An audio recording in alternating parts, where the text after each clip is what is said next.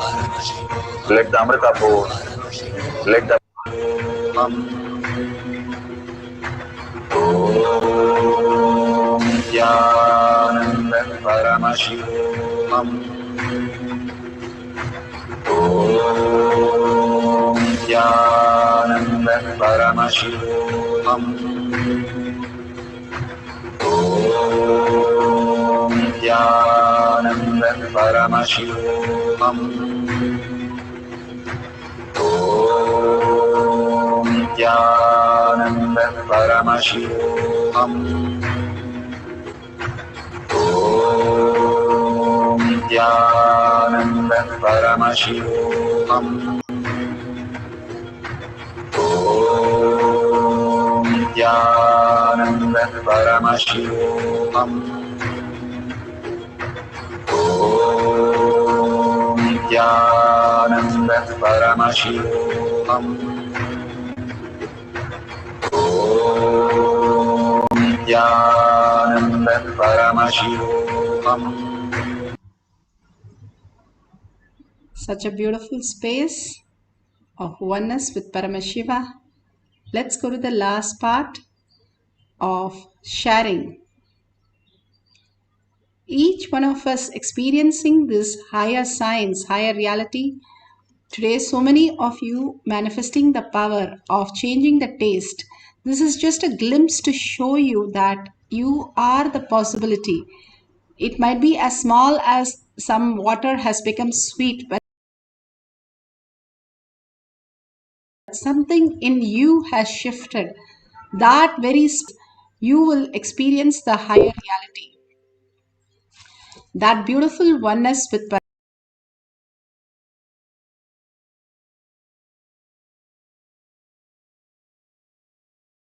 Paramashiva, again and again, deep oneness with Paramashiva, and the cognition becomes more depth. And there is a $ at the end of the YouTube chat. You can offer whatever you want, a unit of your currency. Again and again, we remind you, because the space of Kailasa starts happening the more you engage yourself in offering whatever as a contribution to the world. Sharing, contributing is a way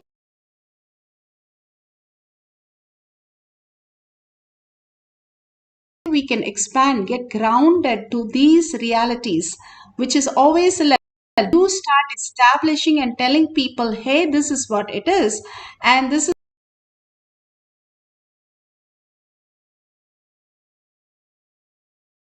what I invest my life in, is this Paramashiva space. And your space is Paramashiva space. With that beautiful space, let's surrender to Bhagwan all this beautiful, powerful cognition and power manifestation, and thank Bhagwan for whatever he is contributing to our life again and again. And in deep gratitude and earning, ask Bhagwan to make Paramashiva as your reality space. And with that, let's end this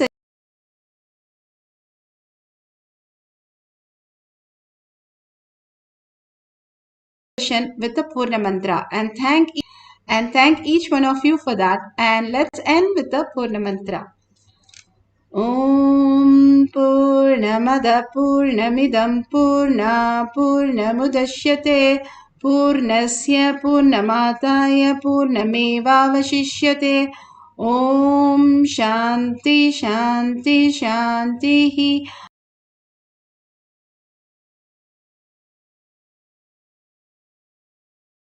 Hari Om Tat Sat Sarvam Bhagavate Sri Nityananda Paramashivam Padukarpanamastu.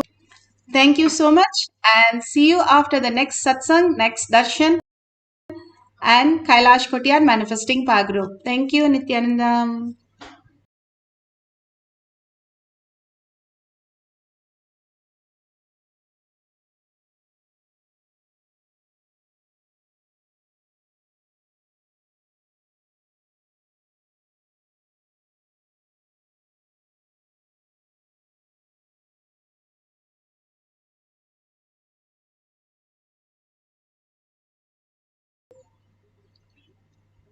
Nityananda.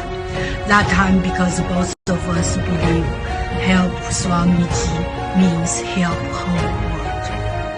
It's a big decision, but we just discussed so short time already.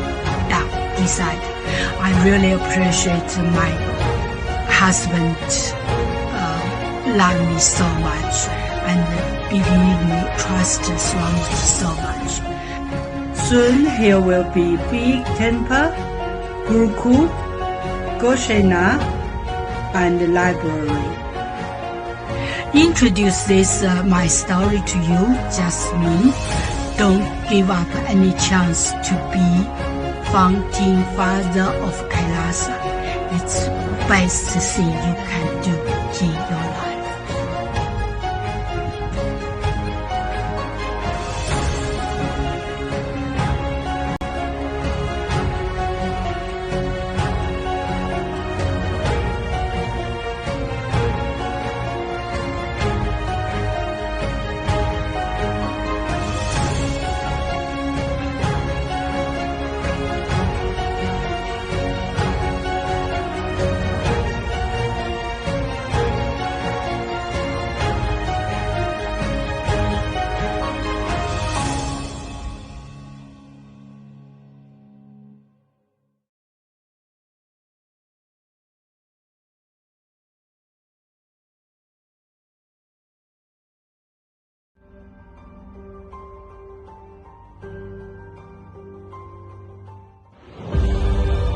What I mean by the word Kailasa, listen intensely. Enlightenment ecosystem, literally enlightenment itself, in your own home, wherever you are. If you cannot come to Kailasa, it's okay. Kailasa can come to you. Kailasa coming to you is Kailasa.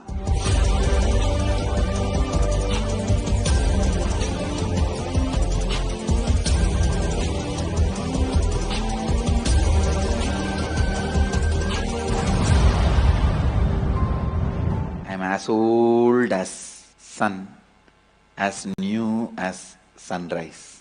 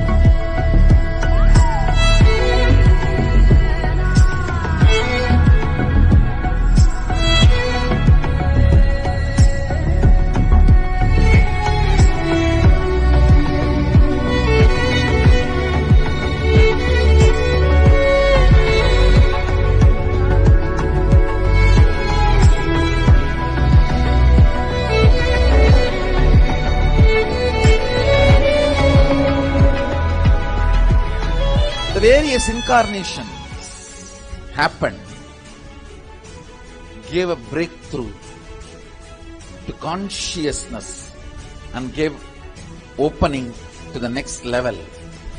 My responsibility is to introduce new consciousness which manifests powers of Sadashiva. As Mahamandaleshwar of Mahanirvani Akada, the oldest apex body of Hinduism, I welcome every one of you.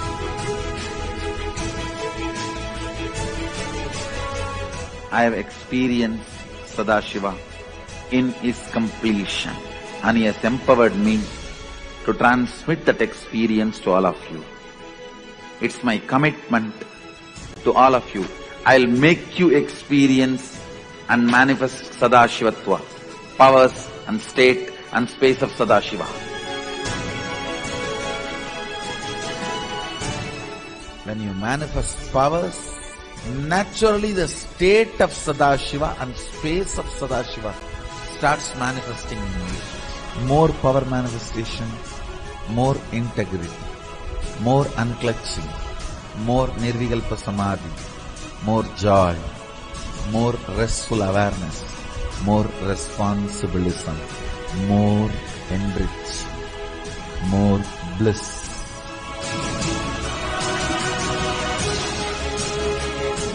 This tradition has a capacity to retain its authenticity and originality. My purpose is to make this statement to the world. Hinduism is real.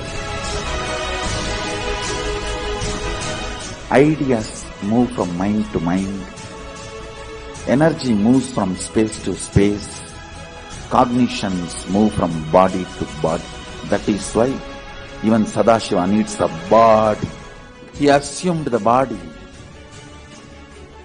because he needs body to transmit these cognitions to you. Whatever I am doing is reviving the original science as expressed in Sanatana Hindu Dharma, Vedas and Agamas of the Hindu tradition.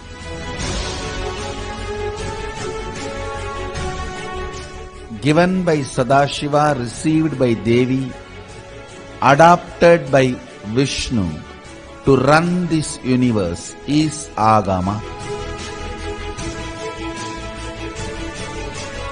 Agamas insist on us serving beyond our frame.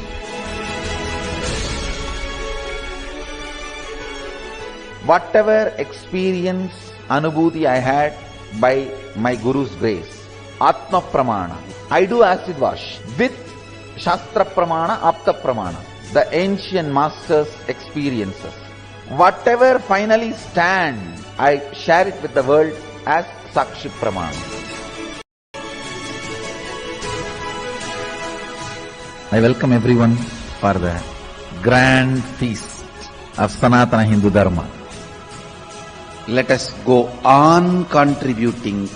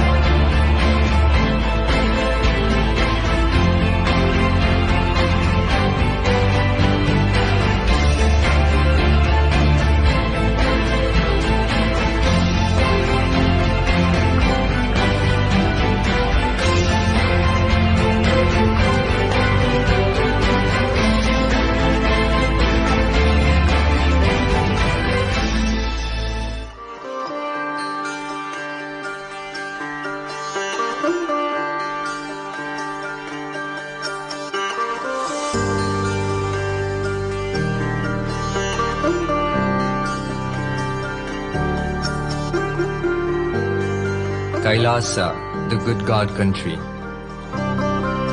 Hinduism has something great to offer. Hindu God, Paramashiva, is good. We love him not just because he gives us what we want, but because he is good, and he has so much to offer to the world that makes the best nation. Hindu God has life positive, all-inclusive, good, spiritual, social, political, and moral principles.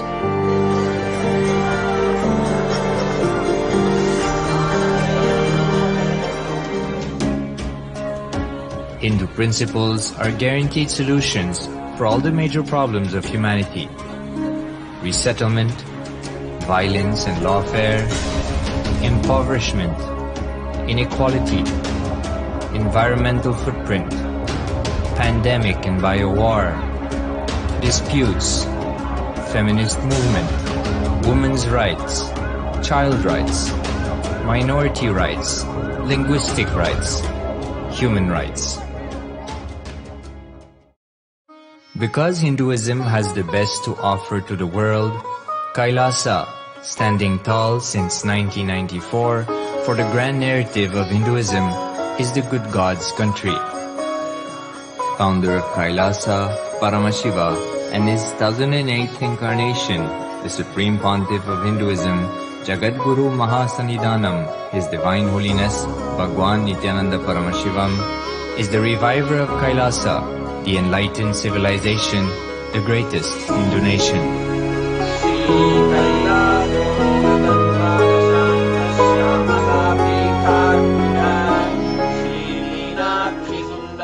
His Divine Holiness was birthed by his predecessors of enlightened masters,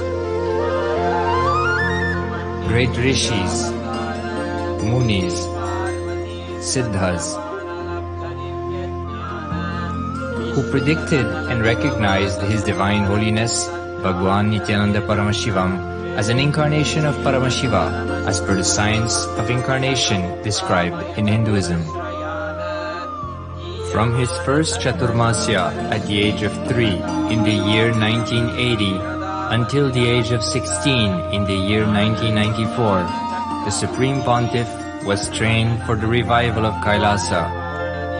He began reviving Kailasa from the age of 16 after the coronation on the 25th May 1994.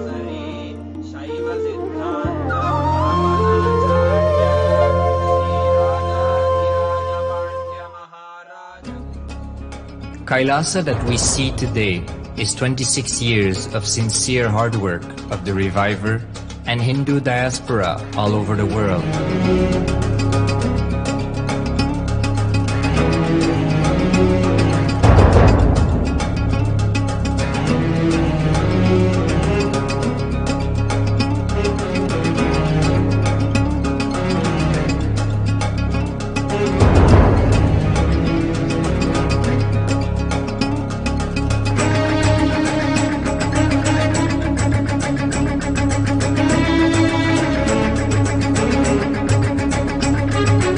Kailasa has a potential population of 2 billion Hindus worldwide, with over 100 million applications to its citizenship already applied.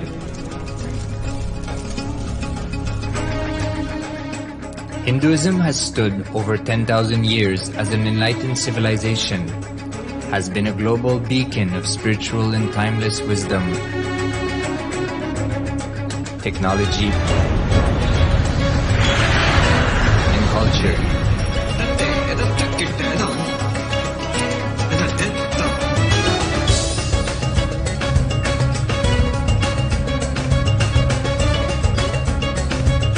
He's wearing a grey jacket. His name is Boris.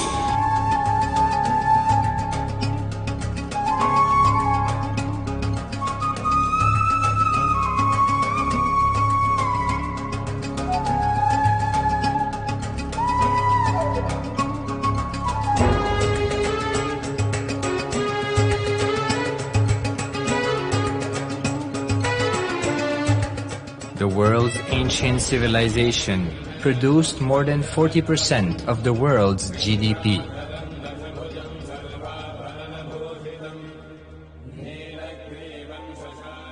Purpose of life is to experience oneness with the ultimate reality, Paramashiva. Life exists on the planet Earth for last 40 billion years, and 5 times life faced complete extinction on the planet Earth. But somewhere one DNA, one cell, living organism is thrown out of planet Earth, preserved inside a volcano rock. After millions of years comes back to Earth due to gravity or whatever reason, gets into the ocean and starts the life again. Sanatana Hindu Dharma is the conscious science to give breakthrough to your DNA through natural selection process and to your consciousness through the conscious decision process.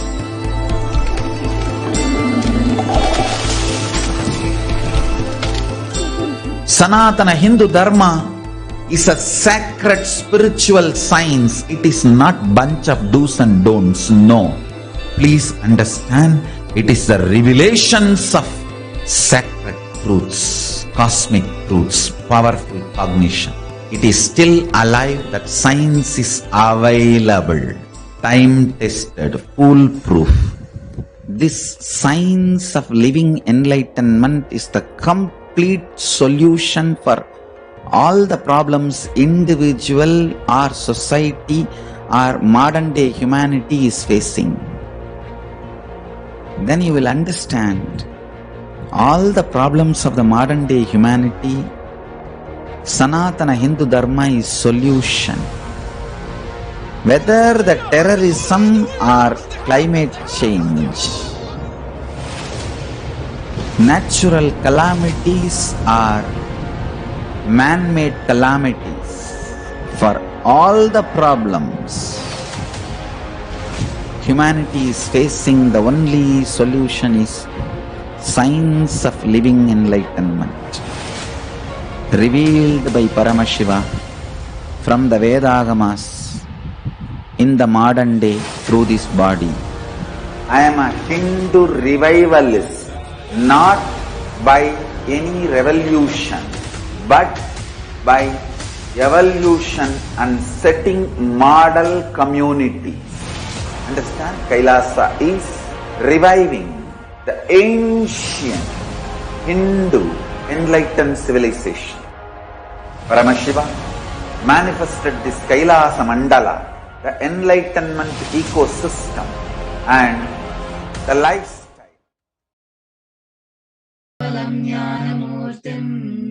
Dvandvatidam gagana sadusham tatmamasyadilaksham yegam nityam vimalamachalam sarvadi sakshibhutam bhavadidam trigunarahitam sadgurum tam namami.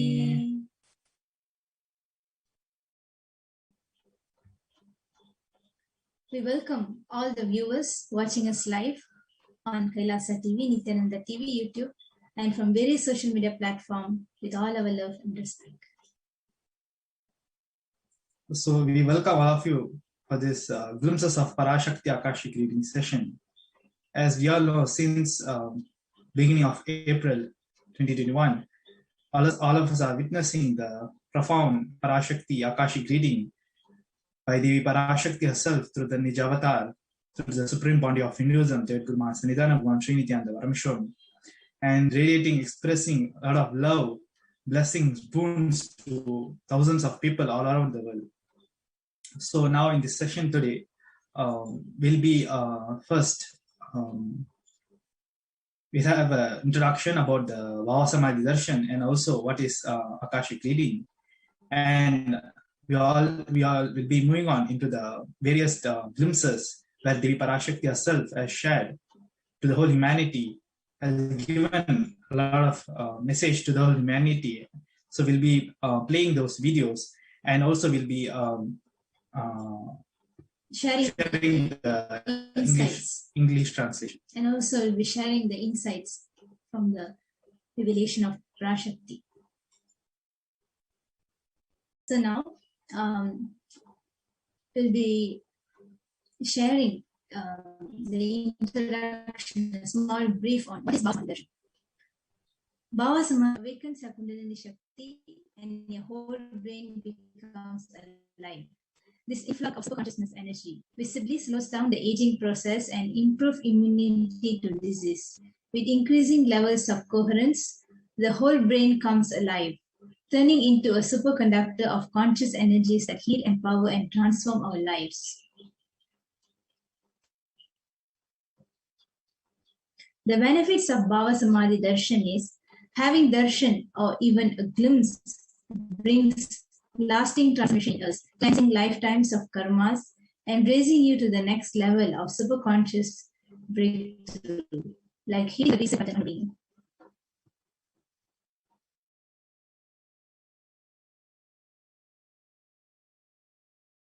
The science of Bhava Samadhi Darshan. During Bhava Samadhi Darshan, our neurons mirror that of the avatar. Mirror neurons activate and process all the observed movements or information of the avatar just by seeing. That is our entire body silent and without movement. Recreates what is happening, distance is far away, experiencing is conscious and related by the avatar.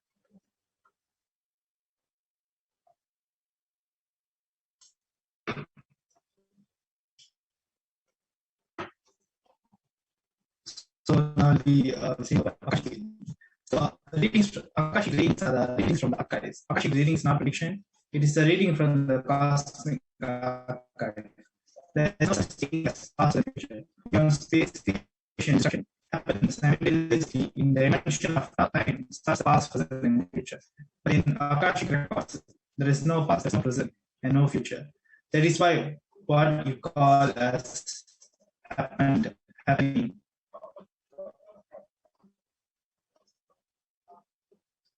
Yet to happen are clearly already recorded. So now, before moving on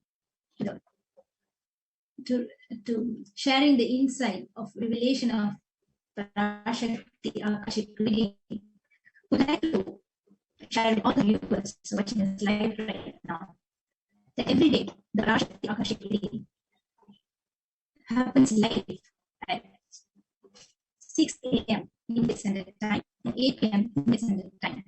The introduction starts at 2 a.m. in the morning and in the evening starts at 4 p.m. So we request whoever watching live right now, share this with all your friends and family and share this with everyone so that they experience the Parashakti Akashic reading and benefits in their life, which will bring life transformation experience in their life, in this lifetime. Yes, so now today we'll be seeing the first revelation where the Parashakti is read from the devotion with the habits just opened up in India. So we'll now play video, the clippings, and also be reading on the rough English translation.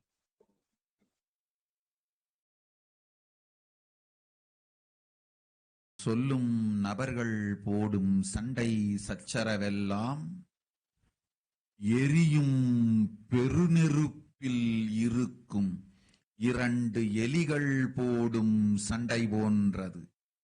யார் சரி யார் தவறு என்பது இப்பொழுது முக்கியம் அல்ல. உயிர் காத்துக் கொள்ளுங்கள், எல்லோரும் நன்றாய் புரிந்து கொள்ளுங்கள். நன்மையைச் சொல்லுகின்றேன், உண்மையைச் சொல்லுகின்றேன்.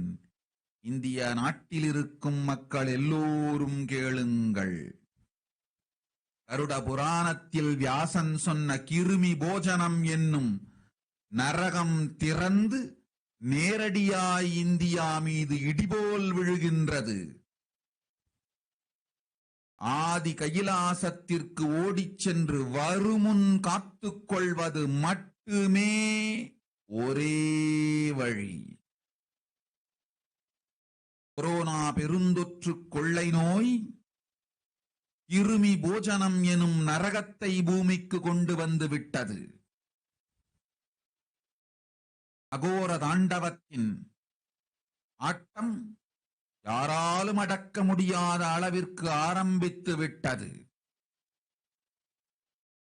புதிதாய் உருக்கொண்டிருக்கும் இந்த நுண்ணுயிரி மைல்கள் கடந்தும் காற்றினில் உயிரோடு இருந்து மற்ற உயிர்களையும் அழித்து உடல்களை தின்னும் பெரும் வலிவு கொண்ட பேரசுரர்களாய் வலம் வர துவங்கி விடுகின்றது.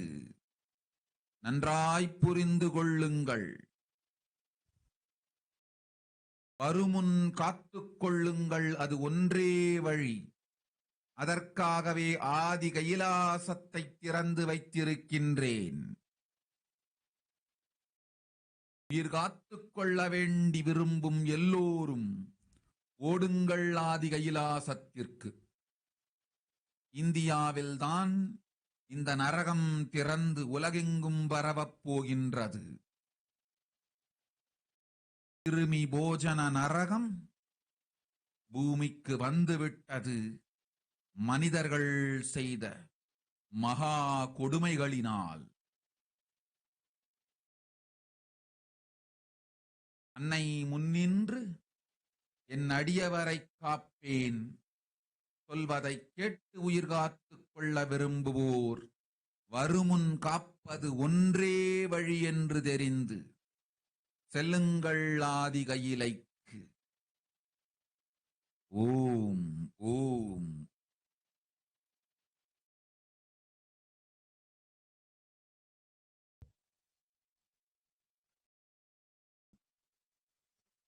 Somebody reading out the translation of the dictation, there is a question.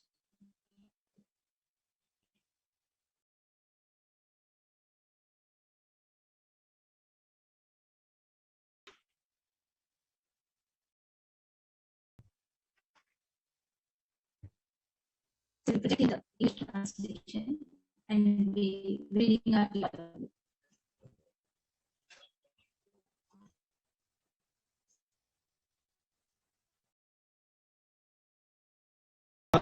You understand properly and telling good and telling truth. Everyone in India, all of you listen. Well of there was mentioned by the and so on. And it is directly falling on India as under running to Adhika is only my feelings has brought hell. No one is able to one could do this microorganism that has formed to be like in air for my the shocking the society the bodies has started growing as the demonstration understand probably it's the only way for that I have opened Kailasa for those who want to save their life. All of you run Kailasa. Only in India this is open and is going to the world. Because of the suffering and violence, Mother, I will protect those who listen to me. To save their life, learning that prevention is the only way to protect, to go to others.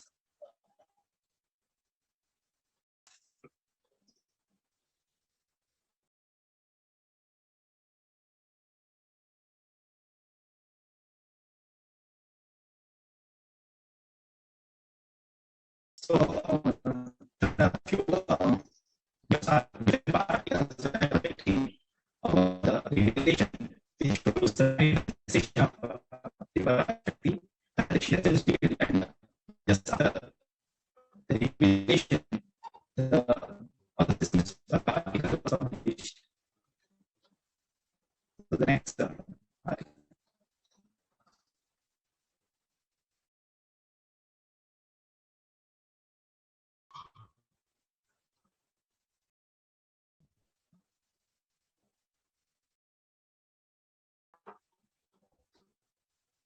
The next.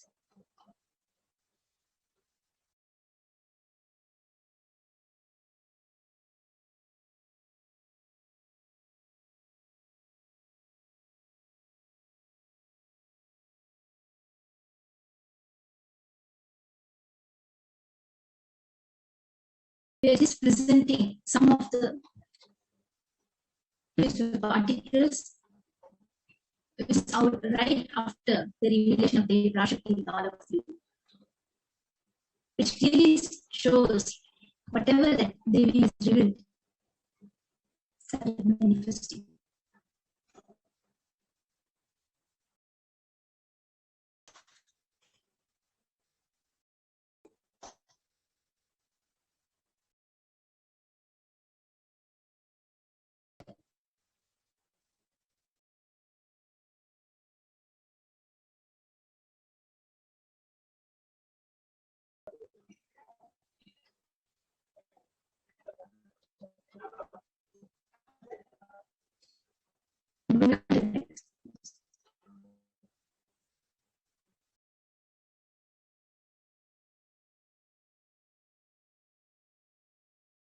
So we have all just watched some of the newspaper art to all of you. All this right after the revelation of Parashakti. You can clearly see whatever the Devi revealed start manifesting.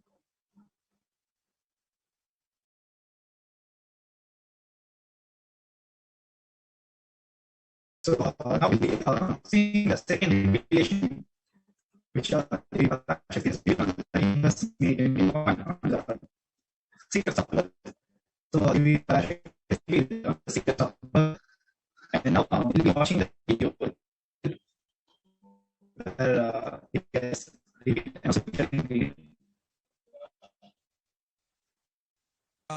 கேட்டுக்கொள் உன் கேள்விக்கு உன்மூலமாய் உலகெங்கும் இருக்கும் இந்துக்கள் எல்லோர்க்கும் அளிக்கின்றேன் உத்திரம்.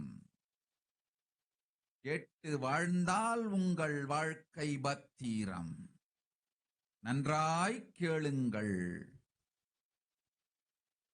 பிறப்பின் ரகசியத்தை பிறப்பிலா பெருமை உடைய பரமேஸ்வரி சொல்லுகின்றேன் கேளுங்கள். அண்டஜம், யோனிஜம், ஜலஜம், பீஜம் எனும் 4 விதமான பிறவிகளில் 84,000 யோனிகளில் பிறக்கும் பிறப்புகளிலேயே பெருமை வாய்ந்ததும் உத்தமமானதும் மனித பிறவி. அந்த மனித பிறவியிலும் பலமுறை பிறந்து உழன்று அரசியல், பொருளாதாரம், சுகபோகம், தர்மம், அர்த்தம், காமம் எனும் ஆசைகள், துக்கங்கள், அச்சங்கள் அனைத்திலும் அழன்று உழன்று இனி வேண்டாம் இப்பிறவி, வேண்டுவது மோட்சமே என்று முடிவெடுத்தோர்க்கு மட்டுமே ஹிந்து மத யோனிஜம், ஹிந்து பெற்றோர்க்கு பிறந்திடும் சனாதன ஹிந்து தர்ம யோனிஜம், மனித பிறவி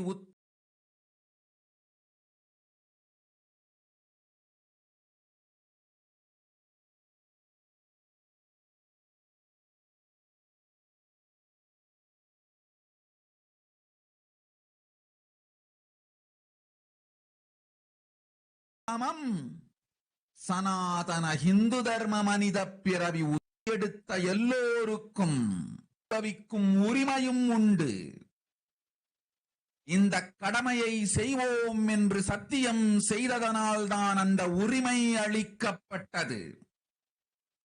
பூமிக்கு வந்தபின் மனம் மயங்கி மதிமயங்கி சனாதன தர்மம் காக்க மறந்ததனால் மாயை அவர்கள் உயிரை பறிக்கின்றாள்.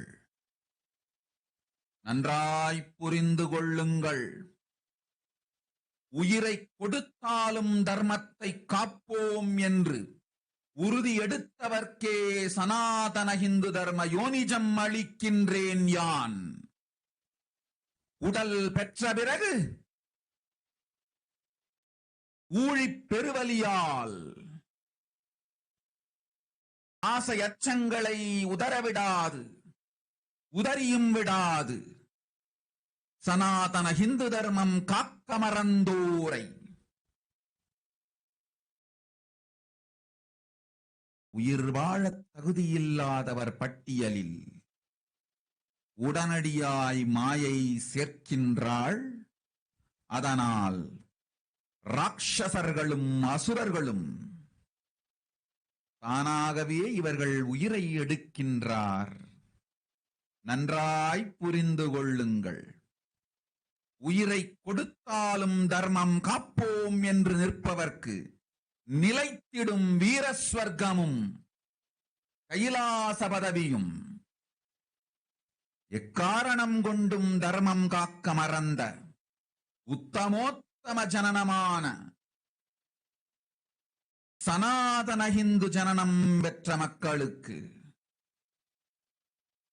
இல்லை வேறு கதி. சனாதன ஹிந்து தர்ம மனித ஜனனம் உத்தமோத்தம மனித ஜனனம். உங்கள் உரிமை உலகில் அதிகம், உங்களுக்கு கடமையும் உலகில் பெரிது. தர்மம் காத்தாலே கடமை, தர்மம் காக்காதார்க்கு உயிர் வாழும் உரிமை இல்லை.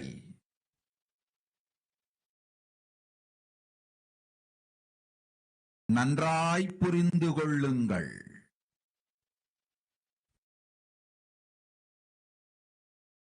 உத்தமோத்தம பிறவியான சனாதன ஹிந்து தர்ம பிறவி எடுத்த எல்லோரும் புரிந்து கொள்ளுங்கள். உங்கள் வாழ்வின் முதற்கடமை தர்மம் காத்தல்.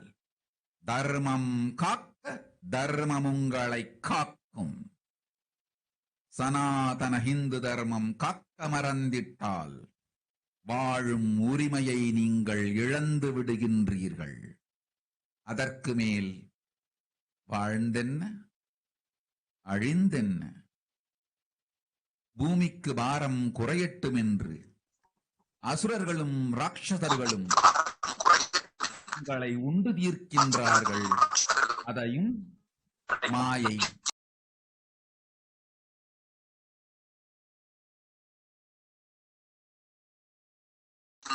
சும்மா இருப்பாள்.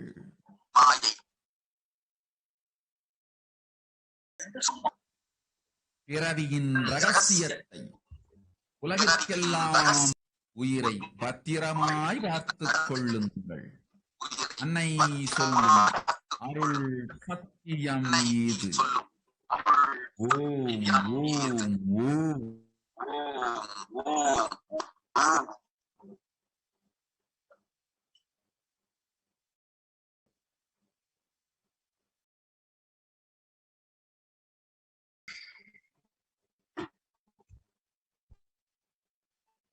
So we're taking the English translation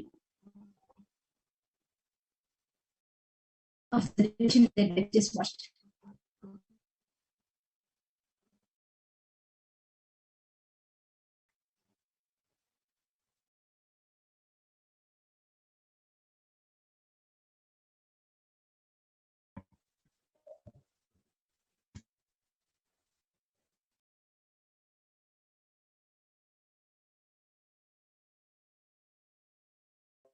We read the rough English translation. Everyone who took this in the science of living enlightenment and Sanatana Dharma, and also they have the right of experiencing its benefits. This right was given to them because of their commitment given by them to this responsibility. After coming to Goloka, by getting mentally deluded and forgetting the Dharma, protecting Sanatana Dharma, Maya, she takes away all the soul. Understand carefully. I'm giving the Sanatana Hindu Dharma Yunjam only for those who gave the commitment of protecting Sanatana Dharma, even by giving their life. After getting the body because of painful deluge, and adopting fear and greed, for those who forgot to protect Sanatana Hindu Dharma, Maya should email to the list of those who are not worthy of living. Therefore, practices and asuras are automatically taking away life. Next slide.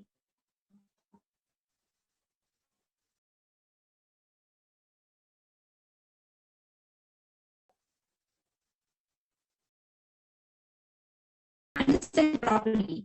All those who took the Dharma, it is not the Hindu Dharma, but all of you understand the first responsibility of your life is protecting the Dharma. If you protect the Dharma, Dharma will protect you. If you forget to protect another Hindu Dharma, you lost the right of living. After that, what borders will they leave for get destroyed? Astras and Rakshasas will eat you, so that the burden on earth is reduced. Since that Maya, she will be quiet. I told the cosmic secret, the secret of birth, to the whole world as answer. Understand? Follow it in life and protect your soul carefully. This is the grace to by me, Mother. So now we'll see a video where the Supreme Point of Hinduism directly explain on the secret of birds. So we'll be now playing the video. The secret of birds.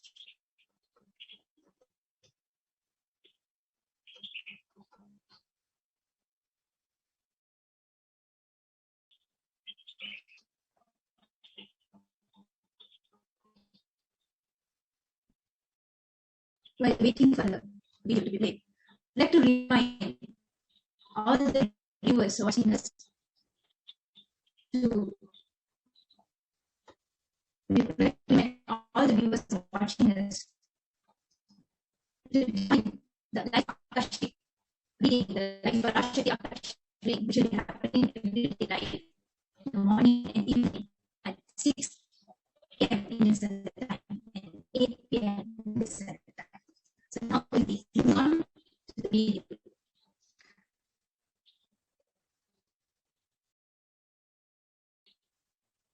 सदाशिवसमारम्भाम् शङ्कराचार्यमध्यमाम् अस्मदाचार्यपर्यन्ताम्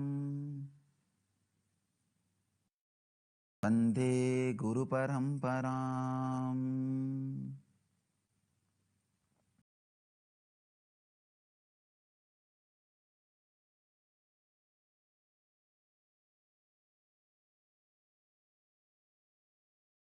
I welcome you all with my love and respects.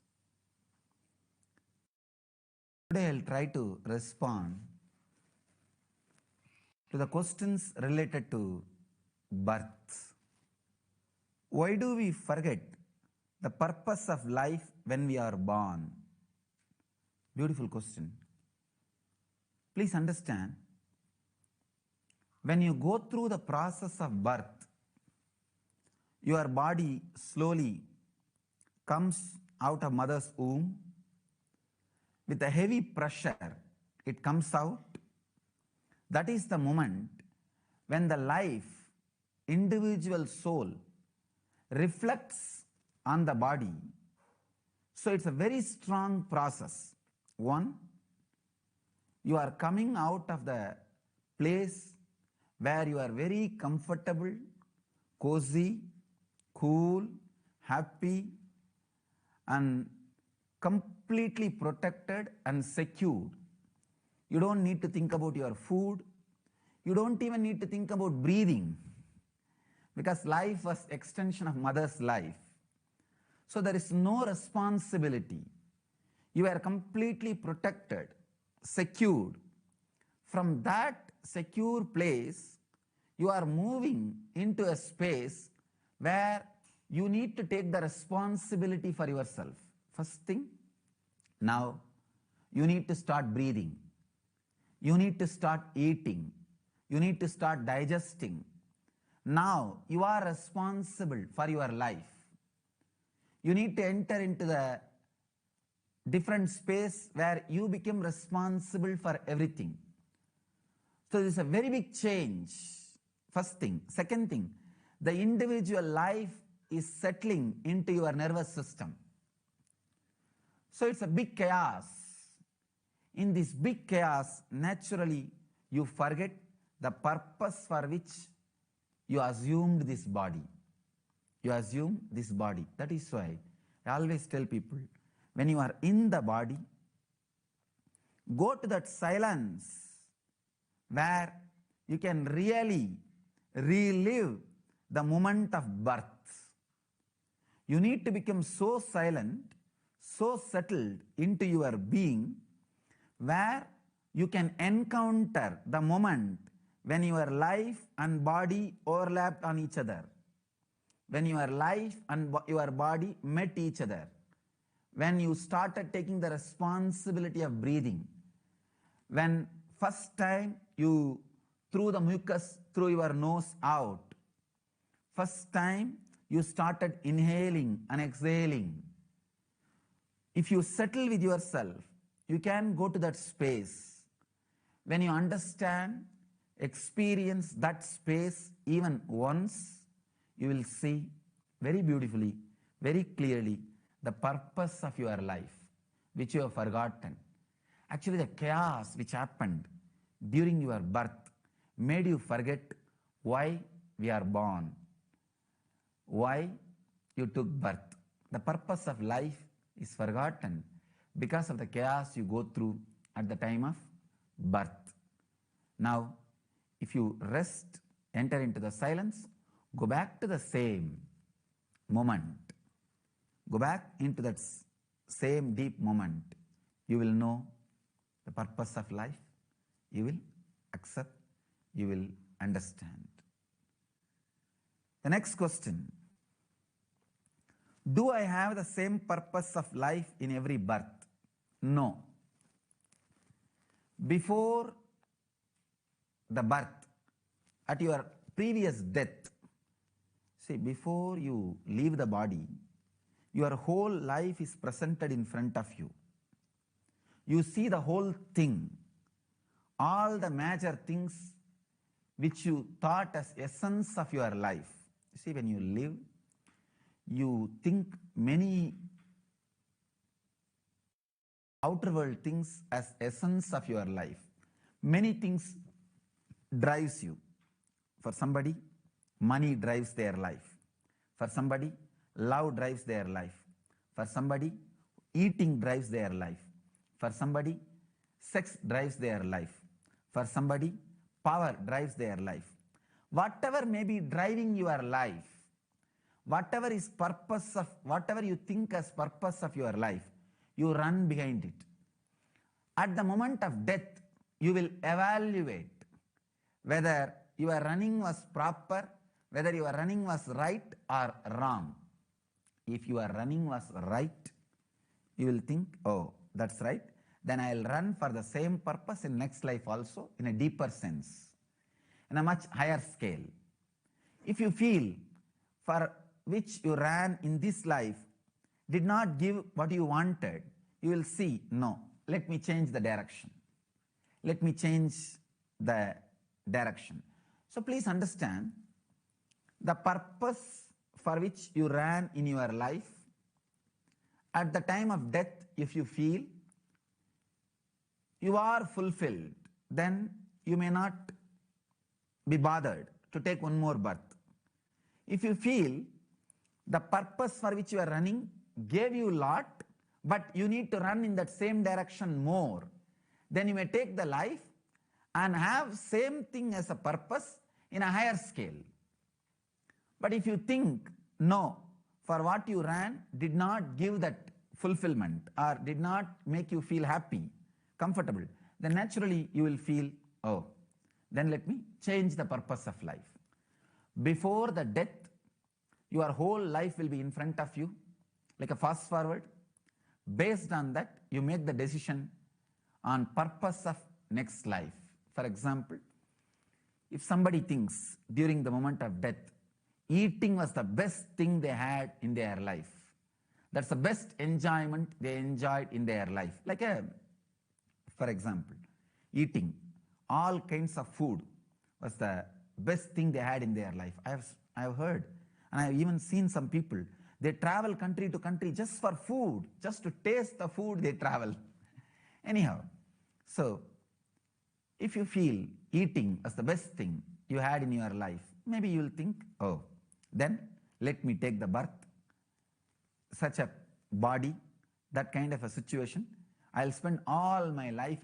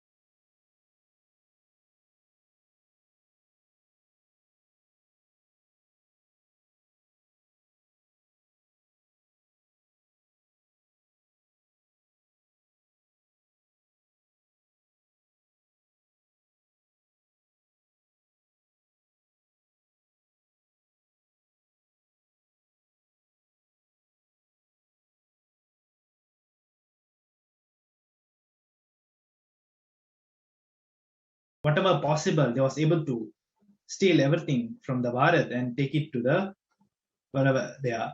So during that time, the only thing which the people, the British, when they want to invade, the only thing they did not get to take was the enlightenment beings from the Bharat.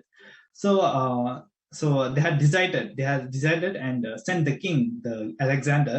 They sent him to get an enlightened being from India to take him to the wherever they go. So he goes to the one of the great saint. He goes there and he asks saint, "Oh, now I want you to come to."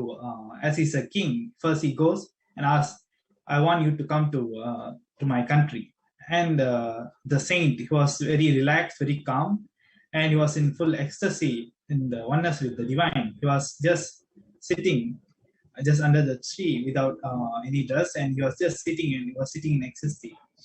And the saint said, "No, I'm very happy in this place itself. Let me be here." And few times this Alexander has asked him, and as we know, if a king, when we are not listening to them, so the immediate action will be the violence. So he just blackmails the saint. And before that, he even requested the saint, "Oh, let me give you all the pleasures you need, whatever it is, you can come to my country. I will give you a great palace. I give you a great room. I'll give you everything." And the saint says, "No, I don't need anything to fulfill me. I am already fulfilled." And after that, he blackmails the saint, and he immediately takes his sword and to blackmail the saint. And what happened first, the moment he takes out the sword, and the sword was in front of the saint, and the saint started laughing. And it is not a joke to laugh in front of a naked sword, where and a king, and nobody even questions him, and he stamp anybody or whatever he does, nobody questions him, and he's the king. But the saint, the great saint, was laughing, and he said, "What, you want to kill me? You can't kill me. Even if you kill, you will only be able to kill this body, not the soul. I am eternal." And this Alexander was shocked to see that how can somebody talk like this boldly without any fear. He saw that the saint is fearless in front of a naked sword. And the moment he saw that, he just falls, and he asked the saint, "How it is possible for you to talk so boldly and confidently even in front of a naked sword?" And this saint just laughs. And after that, the saint asked him, "So for what purpose you are doing all this? For what purpose you are invading all the countries, and you are making everything is yours?" And this Alexander says that, this is how I want to make everything as I want to rule the whole world. And the saint asks, "So which country you're going to rule after this Bharat?" And he says, the next country. And at last, the saint asks, "So what are you going to do at the end of your life? So what are you going to do?" And the Alexander says that, "Yes, I'm going to rule everything. I want to conquer everything. And I just want to peacefully relax. I want to sit and relax my life." And the saint immediately said, "Fool, that is what I am doing now. I'm at the end. What you are planning to do? I'm already relaxed in the space of enlightenment, and I'm just in ecstasy, in oneness with the divine." So this is the confidence, the inner strength of our saint. So when our enlightened being, our great ancestors of our Sanatana Hindu Dharma.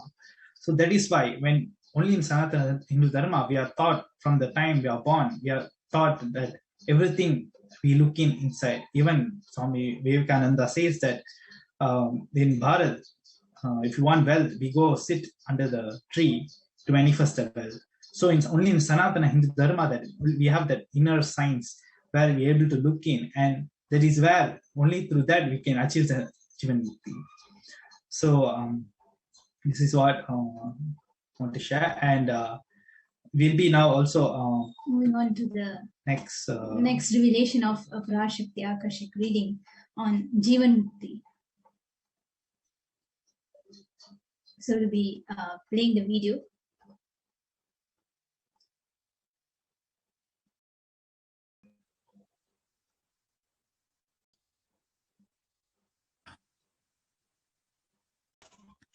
all human beings, listen to the purpose of birth. Every being, by its very nature, expands. Expansion is the intrinsic nature of existence. Anything expands only survives. Anything does not expand, gets absorbed into something which expands. Life is for the purpose of expansion. Based on your individual's integrity to your consciousness, you occupy different time zones, different mandalas.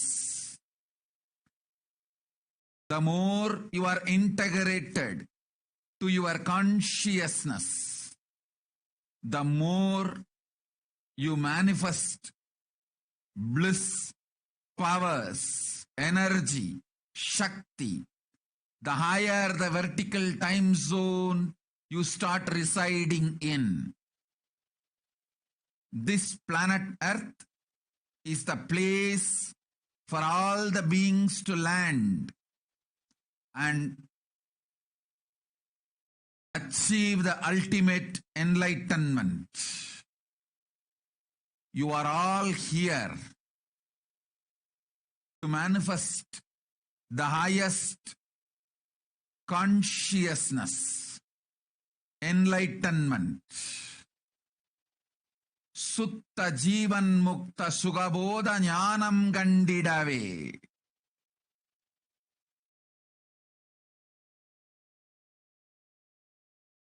Manushya Janmam Tangi. Buvulagam Bandir. Mandalangal 14 Mahesan Padamadaindu Mukti Gandida Ibbumiye Vali Iduve Gadi Bumikku Vanda Punniya Jivangal Attunai Berum நன்றாய் புரிந்து கொள்ளுங்கள். சுகமோ நீங்கள் நினைக்கின்ற ஆனந்தமோ கூட வாழ்வின் குறிக்கோள் அல்ல. உயர்ந்த ஜீவன் முக்த ஞானமும் ஜீவன் முக்தியை வாழ்தலும் ஜீவன் முக்த தன்மையினால் பொங்கும் சக்தியும் ஆனந்தமுமே வாழ்வின் நோக்கம். பரமசிவ பதத்து இருப்பும் பரமசிவ பதத்தை வெளிப்படுத்தலும் பரமசிவ பதத்தில் நிறைந்திருத்தலுமே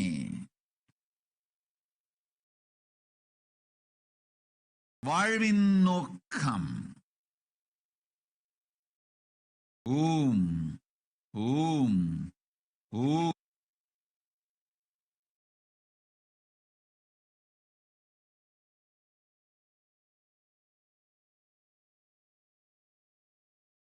So we'll be projecting the English translation.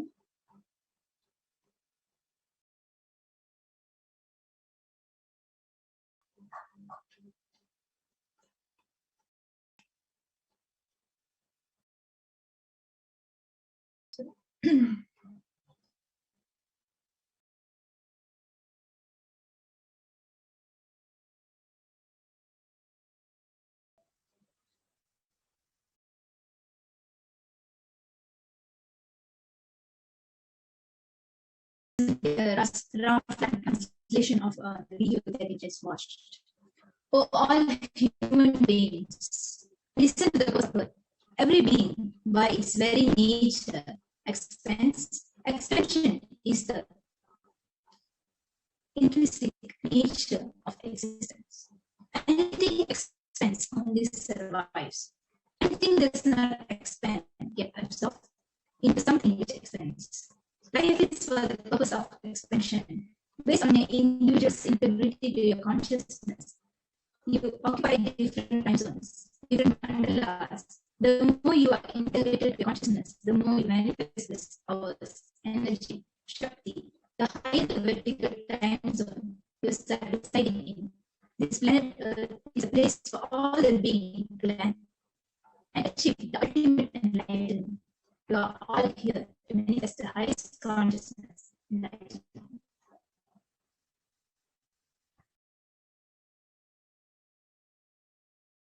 You came to Earth taking the form of human birth only to see Suddha Jiva Mukta Sudha Bodha Jnana in all 60 mandalas. This earth is the only way to attain liberation at Paramashiva's feet. This is the way all the punya jivas, every one of you, understand clearly. Happiness or the bliss you think is not the purpose of life. Highest knowledge of Jivan Mukti, living Jivan Mukti, and the powers and bliss manifested through Jivan Mukti is the purpose of life. Being Paramashiva Padam, manifesting Paramashiva Padam, filled in Paramashiva Padam is the purpose of life.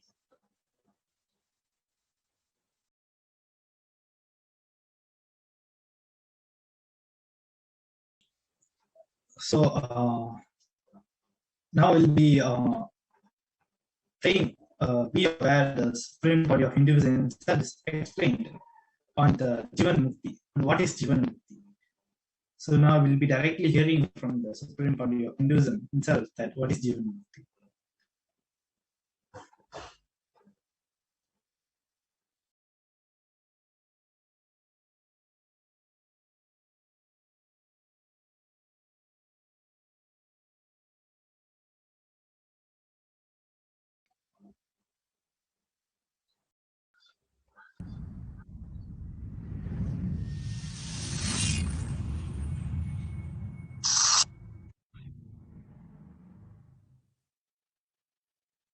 Jivan Mukti, living enlightenment, is establishing your confidence and declaring your conscious integrity and manifesting your conscious intention, Satya Sankalpa, on cosmic principles. I'll repeat. Living enlightenment, Jivan Mukti, is establishing your confidence, declaring your conscious integrity, manifesting your conscious will, Satya Sankalpa,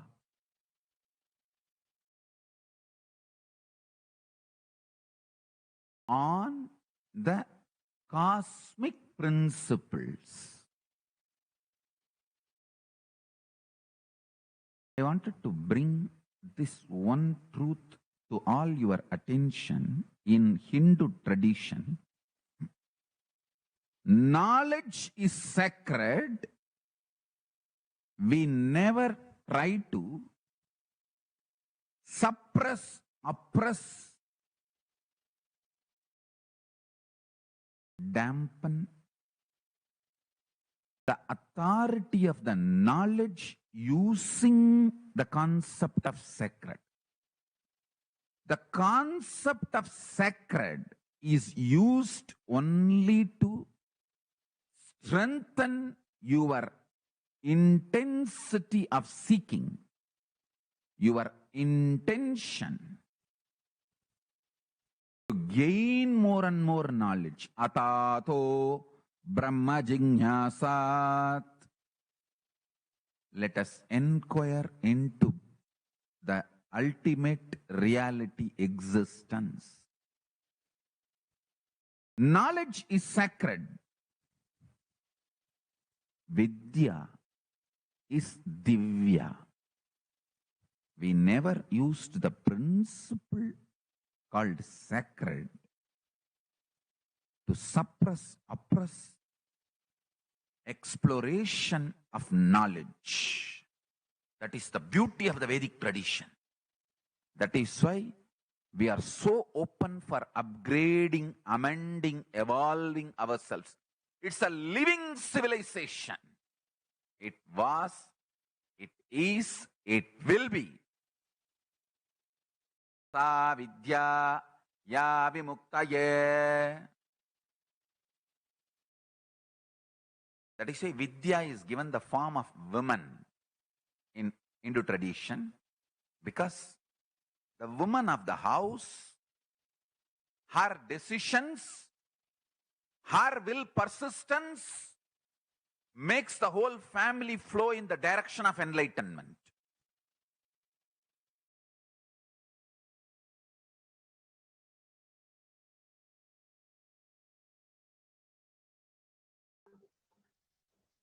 So we have just watched the what is Jivan Mukti, beautifully explained by the supreme body of Hinduism himself.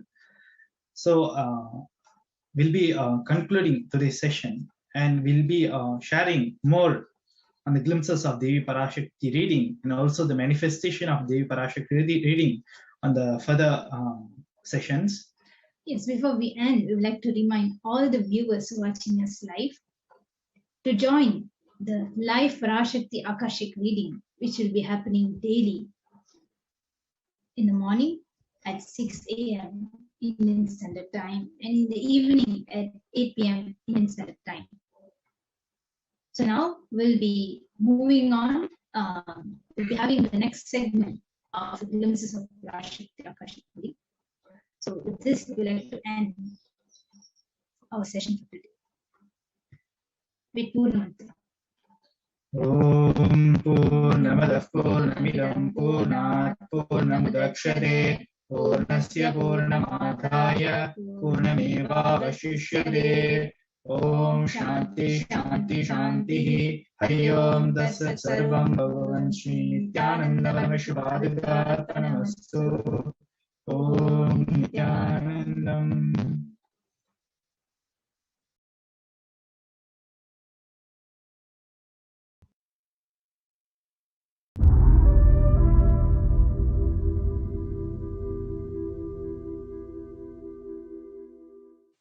Even a malignous man, by beginning in the company of satsanga, makes even the impossible as possible in this world.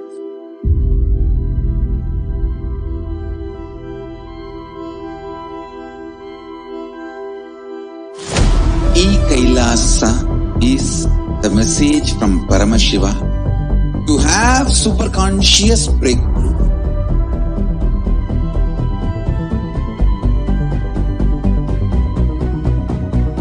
Enlightenment, power manifestation, Paramashiva, everything served to you without you even moving out of your couch.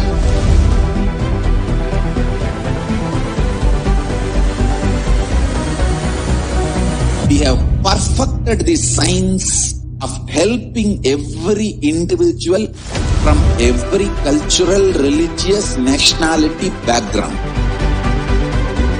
We can multiply the quality and quantity of your life.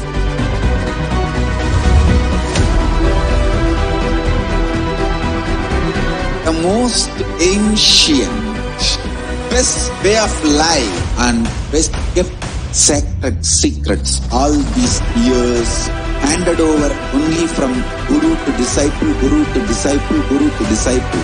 Secrets kept inside the Siddha Paramparas, Siddha tradition.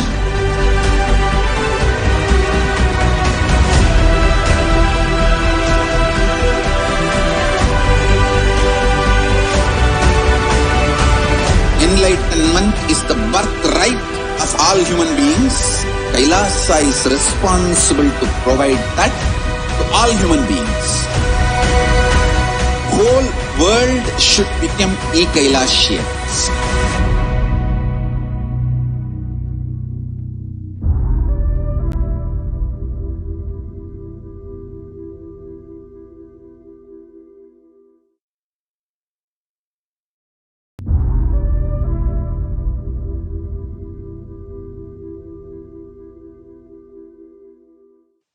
Even a malignant man, by beginning in the company of satsanga, makes even the impossible as possible in this world.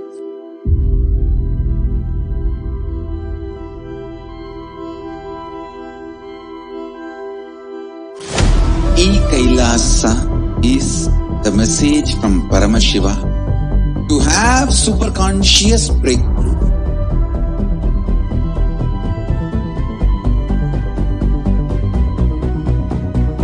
Enlightenment, power manifestation, Paramashiva, everything serve to you without you even moving out of your couch.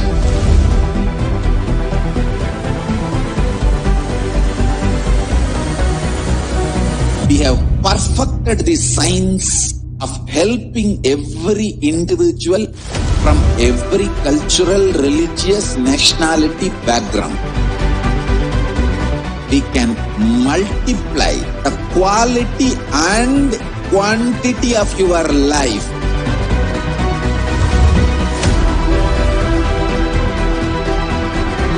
The most ancient, best way of life and best kept sacred secrets all these years handed over only from guru to disciple, guru to disciple, guru to disciple. Secrets kept inside the Siddha Paramparas, Siddha tradition.